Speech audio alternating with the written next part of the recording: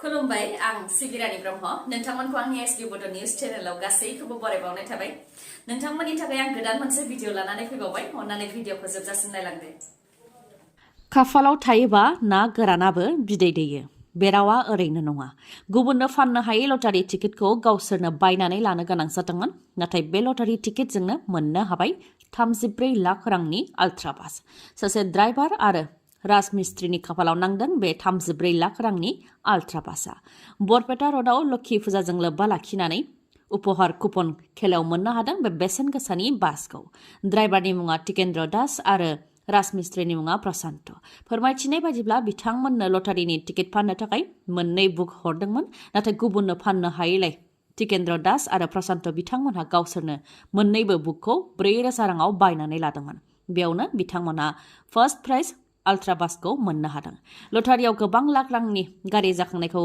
लानानै गोजोननाय फोरमायथिदों बिथांमोनहा आरो बे लटारियाव मोननाय आल्ट्रा बासखौ फाननानै सासेया गलादार आरो गुबुन सासेया फिसारि खालामनो थांखि लानायखौबो खौरां बिजोंनि गेजेरजों फोरमायथिदों बिटिआरनि टेट फोरोंगिरिफोरनि पस्टखौ लानानै गेदेर बेले-बेजे खालामनायनि अजद सिबिआइ नायबिजिरनांगौनि दाबि बिटिआरनि टेट उथ्रिसारनाय बिजाथिफोरा खौरांगिरि मेल खुंनानै बे दाबिखौ खालामदों खौरांगिरि मेलनि गेजेरजों बिथांमोनहा बुंथिदों दि बिटिआरनि टेट उथ्रिसारनाय बिजाथिफोरनि 427 पस्टनि थाखाय एसआइअ गनायथि मोनखानाय पस्टफोराव एनसिटिइ गाइडलाइनखौ फालियालासे फोरोंगिरिनि थिसनथाइखौ होनायनि अजद बिथांमोनहा फोरमायथिबावदों दि जेबो नटिफिकेसन होआलासे आरो जेबो फोसावथाय होआलासे 427 एसआइअ गनायथि मोनखानाय पस्टफोराव 1999 मायथाइनि फोरोंगिरिफोर आरो 6 दाननि कन्ट्रेक्चुएल टेट उथ्रिसारनाय बिजाथिफोरखौ थोंजोङै साख्रियाव थिसनदों बेनिखायनो बेयाव गेदेर बेले-बेजे जानायनि अजद होदों टेट उथ्रिसारनाय बिजाथिफोरा आरो बेनि सायाव सिबिआइ नायबिजिरनांगौनि थाखाय दाबि दैखाङो आरो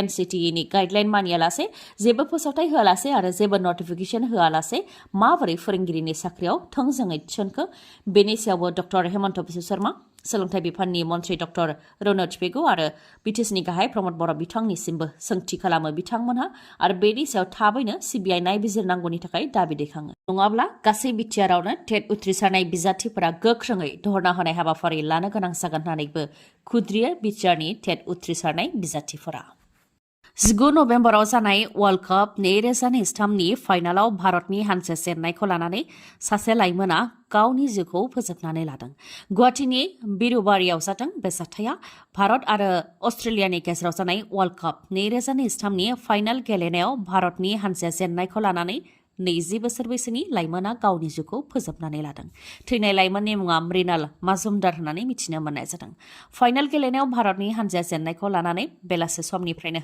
जोबोद दुखुआव दंमोन होननानै फोरमायथिदों आरो अखानायै फुंनि समावसो गावनि खथायावनो गोग्लैनानै थानाय हालोदाव बिथांखौ नुनो मोननाय जादों लोगो लोगोनो नखरनि सुबुंफ्रा बिथांखौ देहा फाहामसालिसिमबो लानानै थांदोंमोन नाथाय जिउ रैखा खालामनो हायाखै होननानै मिथिहोदों भारत आरो अस्ट्रेलियानि गेजेराव जानाय वर्ल्ड काप 2023 नि फाइनाल गेलेनायाव भारतनि हानजा जेननायखौ लानानै गोबाङानो गाव गावनि दुखु मोननायखौ गुबुन गुबुन रोखोमै दिन्थिदों गुबुन गुबुन जायगायाव खायफाया टिभिखौनो देख्रुब देख्राब खालामदों आरो खायफानि मेगनाव मोदै बोहैदों बेबायदिनो गुबुन गुबुन गेलेनायाव जेननाय आरो देरहानाया थाखायो अब्लाबो देरहानायखौ जों बयबो हास्थायो बिनि सायाव वर्ल्ड काप 2023 नि मोनजि गेलेनायावबो भारतनि हानजाया देरहाजोबनो हादोंमोन जायनि थाखाय फाइनाल गेलेनायावबो भारतनि हानजायानो देरहागोनना रोखा होननानै गोबाङानो मिजिं थिदोंमोन नाथाय फाइनाल गेलेनायाव अस्ट्रेलियानि आखायाव भारतआ जेननो गोनां जादों जायखौ लानानै सहायनो हायाखै क्रिकेटखौ गोसो गोरबोजों मोजां मोनग्रा रायजो राजाफोरा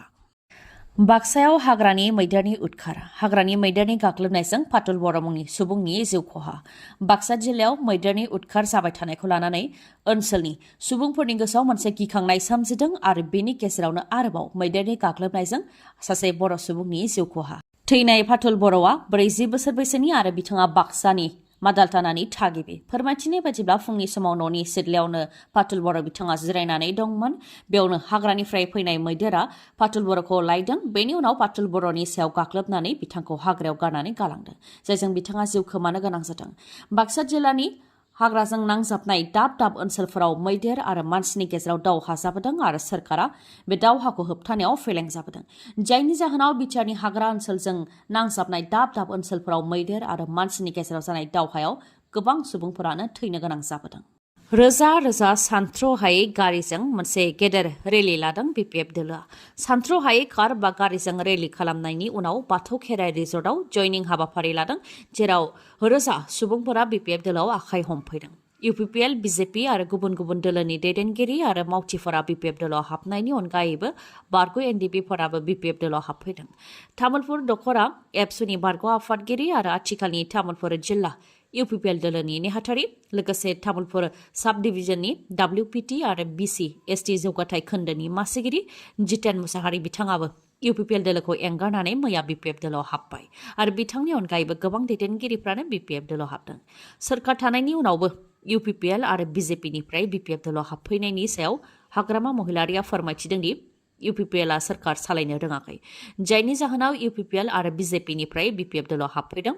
आरोबाव गोबां हाबफैबावगोन आरो डिसेम्बर दाननि गेजेरावनो UPPL आरो BJPनिफ्राय 5,000निबो गोबाङा बिपिएफआव हाबफैगोनखौ जितेन मुसाहारिया मिथिहोदोंखौ फोरमायथियो हाग्रामा महिलारिया। बेनि अनगायैबो NDBफोराबो गोरोबथा जाखांनायनि उनाव UPPL सोरखारखौ मदद होदोंमोन, नाथाय गावसोरनि सोरखार थासेयावबो NDBफोरनि केसआ बोखारजायाखै आरो जोबथेसालिनिफ्राय उदां जानो हायाखै। नाथाय BPFनि सोरखार फैयोब्ला NDBनि केसखौ बोखारनो नाजागोन आरो जोबथेसालिनिफ्राय उदां खालामनो नाजागोन आरो बेनि थाखाय जोंनाव साहस दं होननानैबो खोथा होयो हाग्रामा महिलारिया। हाग्रामा महिलारिनि अनगायैबो गोख्रों बिबुंथि लाखिदों खाम्फा बरगयारी बिथाङाबो, जायनाखि खाम्फा बरगयारीखौ UPPL दोलोआव हाबगोन आरो UPPLनिफ्रायनो बिसायख'थि गेलेगोन होननानै फेरेंगाया बुंथिदोंमोन।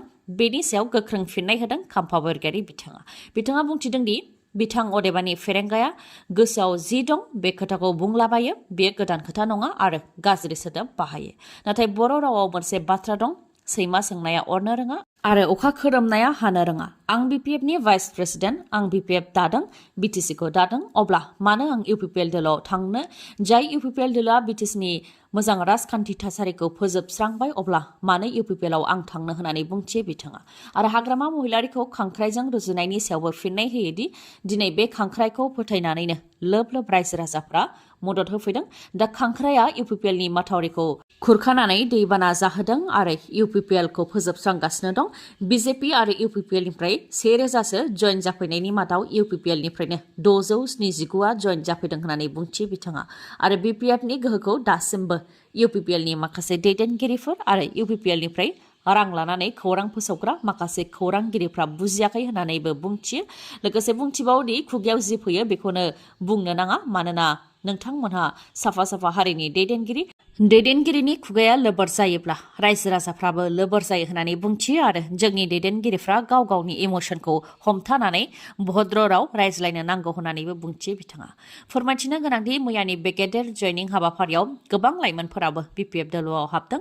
गोबां लाइमोनफोरा समाज सिबियारि जिसया समफ्रामारिखौ मोजां मोननानै BPF दोलोआव हाबदों। जेराव जिसया समफ्रामारि थागोन बेयावनो जोंबो थागोन होननानै फोरमायथिदों लाइमोनफोरा। जेरावनाखि जिसया समफ्रामारि बिथाङा खैफोदनि समाव गोबां मदद होबोदों, बेनिखायनो जिसया समफ्रामारिखौ मदद होगोन होननानै फोरमायथिदों लाइमोनफोरा। राजखान्थि दोलोजों थायोब्लाबो समाजनि खामानि मावलांगोनखौ फोरमायथिदों जिसया समफ्रामारि बिथाङाबो। आरो सोरबाफोर लाइमोना आंखौ बा जिसया समफ्रामारिखौ मदद होनो गोसो दङबा आंजों जगाजग खालामनो हागोन होननानैबो बुंथियो बिथाङा। फैगौ 15 डिसेम्बरावनो BTCआव UPPL आरो BJPनि सोरखारा 3 बोसोर आबुं जागोन। जायनाखि BTCआव गोजोन फैबाय, बेनिखायनो गोजोनखौ रंजानो थाखाय रंजानाय हाबाफारि लादों होननानै फोरमायथिदों प्रमद बर' बिथाङा। क'क्राझारनि साइ स्टेडियामाव खुंफुंदों बे रंजानाय हाबाफारिखौ, जेराव मन्त्रि अशोक सिंहालजों लोगोसे मन्त्रि उरखावगोरा ब्रह्म, प्रमद बर' आरो UPPLनि गोबां दैदेनगिरिफ्राबो बे हाबाफारियाव बाहागो लादों। बे हाबाफारियाव बाहागो लानानै प्रमद बर' बिथाङा फोरमायथिदों दि बे 3 बोसोराव बिटिआरआव गोजोन फैबाय, हारि माहारिफोरनि गेजेराव दाङाबाजि गैला। बेनिखायनो बे गोजोनखौ होफैनायनि थाखाय भारतनि गाहाय मन्त्रि नरेन्द्र मोदी, नखर मन्त्रि अमित शाह आरो आसामनि गिबि मन्त्रि डक्टर हेमन्त बिश्व शर्मानिसिम साबायखर बावहरो प्रमद बर' बिथाङा। लोगोसे बिथाङा बुंथिबावदों दि सिगांनि सोरखारनि समाव हारि माहारिफोरनि गेजेराव दाङाबाजि जादोंमोन, नाथाय बे 3 बोसोराव बिटिआर ओनसोलाव गोजोन फैबाय आरो गोजोन फैनायनि थाखाय दा बड'लेण्ड ओनसोला जौगानाय फारसे थांगासिनो दंखौबो फोरमायथियो बिथाङा। जायनाखि BPF दोला रोजा रोजा गारिजों रेलि खालामनाय हाबाफारि लादों आरो बिथांमोना जयनिं हाबाफारिबो लादों। बेनि सायाव प्रमद बर' बिथाङा बुंथिदों दि गारियाव सानै साथाम फैनानै जयनिं जाफैदों आरो साफा सानै थांलाय फैलाया बेबायदिनो जायो। BPFनिफ्रायबो जयनिं जागासिनो दङ। गसाइगावआवबो जयनिं जादों, नाथाय बेखौ हाइलाइट खालामनाय जायाखै। लासैनो खालामगोन होननानैबो बुंथियो प्रमद बर' बिथाङा। लोगोसे बिथाङा बुंथिबावो दि BPF ब्लक आरो डिस्ट्रिक्ट कमिटिनिफ्राय UPPL दोलोआव हाबफैनो थाखाय लाइन जानानै दं, नाथाय जोंनि दोलोनिफ्राय बा UPPL दोलोनिफ्राय जयन लाथ'यैखाय बेखौ लासै खालामदों। जुदि खालामोबा गोबां जायगायावनो BPF दोलोआ निल जागोन होननानैबो बुंथियो प्रमद बर' बिथाङा। नोंथांमोननि थाखाय मोनसे गोजोनथाव खौरां। नोंथांनिया जुदि मेगननि जेंना जादोंब्ला नोंथाङा गोजान जायगायाव थांनांगौनि गोनांथि गैलिया। बङाइगाव टाउनावनो गोदानै बेखेवबाय आइ हस्पिटाल, जेराव खम बेसेनावनो मेगननि अपारेशन खालामनो हानायनि राहा दङ। आखाइजों आरो कम्पिउटाराइज्ड पेक मेसिननि गेजेरजोंबो मेगननि अपारेशन खालामनो हानायनि राहा दङ। डक्टर किशोर पल, जाय MBBS DO कैटारेक्ट आरो ग्लक'मा स्पेशलिस्ट, डक्टर आशराफुल आलम, जाय MBBS MS अप्थाल्मोलॉजी, बिथाङा कैटारेक्ट सार्जन, आरो डक्टर मेघाली शर्मा, जाय MBBS MSI स्पेशलिस्ट अप्थाल्मोलॉजी, बिथांमोनखौ बङाइगावनि आइ हस्पिटालाव मोननो हागोन। थावनिया बङाइगाव टाउनाव थानाय लवार आसाम हस्पिटालनि उल्था दिगाव थानाय बास स्टेन्डनि उनथिं, अदेबानि बास स्टेन्डनि सोनाब दिगाव।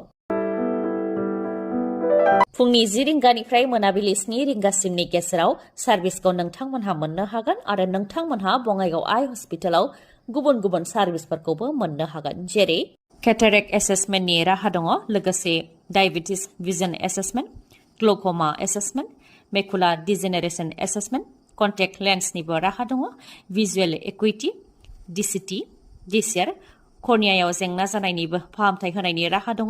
बेफोरनि अनगायैबो prescription eyeglass and readers, pharmacy आरो अप्टिकेलबो दंफायो। मोजाङै मिथिबावनो हास्थायोब्ला 0366435659 नङाबा 6900949900 बे नाम्बाराव खौरां लाहरनो हागोन। दिनैनि भिडिअआ एसेनोसै। गाबोन आरो गोदान भिडिअजों लोगो मोनफिनबावगोन।